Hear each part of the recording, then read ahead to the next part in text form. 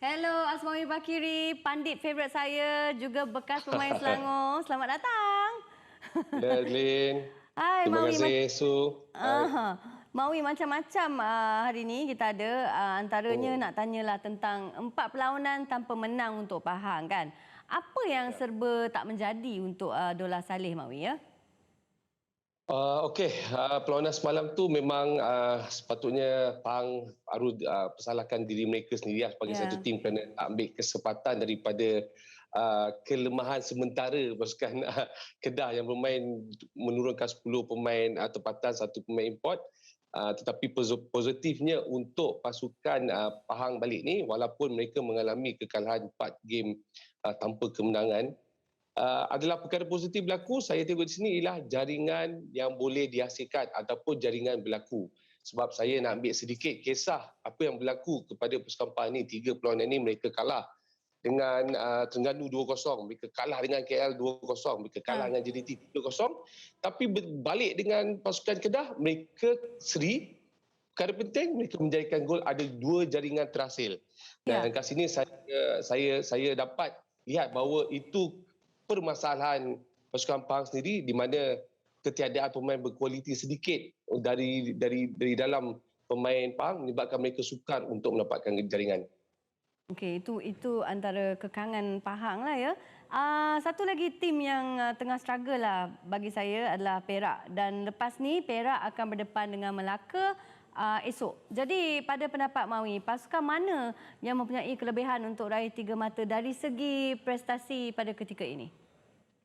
Okey, kalau prestasi semasa kelebihan saya letakkan pada pasukan Melaka lah, kerana Ya. bermain di Melaka. Dan untuk pasukan Perak, mereka tak ada cara jalan lain, mereka harus menang pada perlawanan, baki lagi 2 perlawanan ini. Kerana kalau kita lihat Adlin dan Su, sebenarnya saya tertarik dengan pasukan-pasukan yang di bawah kelompok 7 ke bawah ni, Ya. kerana mereka duduk dalam kelompok poin yang terikat dan nasib mereka bergantung pada perlawanan baki ni. Mereka perlu menang, tak ada cara lain, kesemuan, of course. Dan berbalik kepada Perak, saya memang kalau balik kepada Perak, saya lebih merisaukan untuk pasukan Perak kerana mereka ada 13 poin saja. So kalau berbaki ini mereka hanya boleh dapat 19 poin, tapi mereka perlu menang. Bermain di Melaka memang sukar ketika ini kerana Melaka ada konsisten daripada segi saya panggil mereka dari segi draw. Ada Hmm. perlawanan yang mereka boleh menang tapi mereka kalah, dan ini comeback yang terbaik untuk pasukan Melaka apabila mereka draw 1-1 dengan pasukan Selangor last game hari itu. Last minute mereka menjangkitkan gol. Dan berbalik kepada pasukan Perak, agak sukar kerana saya nak relatekan dengan 3 perlawanan yang mereka kalah tu. Mereka kalah 1-0, kalah 3-0, kalah 2-0. Tetapi yang paling menyukarkan mereka lagi, mereka tak ada jaringan. Setelah kali terakhir, Nana Poku menjaringkan hat-trick 3 gol ketika menentang Penang pada 3 Ogos. So dekat sini memang perjalanan Perak agak sukar, tapi apa cara pun mereka perlu menang. Dan Melaka nak keluar daripada kepompong 18 poin itu, mereka ada kelebihan. Oh, Mawi, memang perit tahu nak telan hakikat ni tentang pasukan negeri saya ni. Tapi tak apa, kita fokus pasal baki 2 perlawanan saja lagi. Sekarang kat Liga Super, bak kata Mawi tadi, itulah memainkan peranan tentang 7 pasukan yang terikat dan juga Perak UiTM dah memang dah tersingkirlah. Jadi, Mawi rasa pasukan mana mempunyai laluan lebih sukar, ya, dalam 2 perlawanan ni? Perak, PJ City, Sri Pahang atau Melaka United? Laluan mereka sukar untuk elak dari relegasi? Adeline, soalan ni Adeline paling sukar dijawab dalam saya punya matematik kiraan lah Adeline.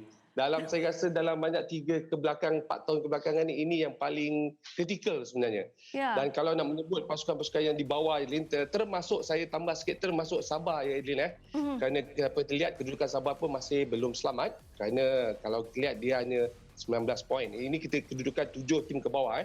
Kalau Adeline sebutkan nama Perak, PJ City, Sri Pahang, Melaka United dan saya masukkan Sabah, sebenarnya laluan kali ini kesemua pasukan ini memiliki purata 50-50% boleh menang atau dan duduk dalam Liga Super lagi. Boleh turun dan duduk di Liga Super.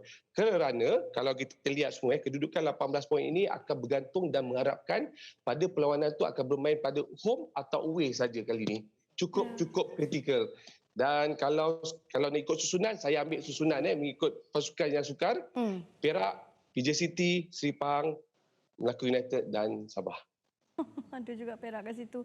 Tapi saya nak sentuh lagi sebelum kita akhiri analisis ni, Mawi. Perak ni saya memang emosi dan sentimental lah ya. Jadi Perak memang terpaksa terima hakikat prestasi merosot sangat musim ini. Tapi pada pendapat Mawi, apa yang mampu bangkitkan Perak seperti Perak yang saya kenali dulu? Okey Lin, saya juga terasa kerana saya adalah pemain Perak pada 2014, 2004 saya menang FA Cup, saya pergi ke piala Kenekaan Asia. Kalau diikutkan Perak ni tak sepatutnya berlaku pada pasukan Perak apa yang berlaku sekarang. Lagi-lagi sekarang ini mereka dalam keadaan bermain dalam pemain-pemain muda yang mungkin sedikit kurang pengalaman. Pemain import lambat membantu dan tidak memberikan impak yang besar kepada Perak, dan paling sukar untuk Perak sebenarnya kedudukan mereka ini sebenarnya 13 poin. Berbaki dua perlawanan ini tak ada cara Adeline, mereka perlu menang untuk mendapatkan 19 poin dan mengharapkan kedudukan seperti pasukan Pahang kalah, BJZD kalah, Melaka kalah, Sabah kalah. Itu saja harapan mereka.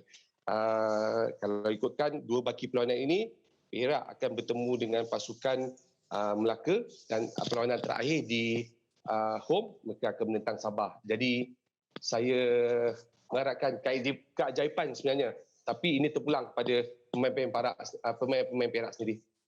Ya, saya pun mengharapkan keajaiban juga. Jadi kita sama-samalah mengharapkan mereka mampu mencatat kejutan ke atas Melaka United. Tak tahulah boleh ke tak. Tapi apa pun, all the best untuk Perak dan juga Melaka. Terima kasih Mawi atas penjelasan yang sangat jelas itu. Terima kasih. Baik.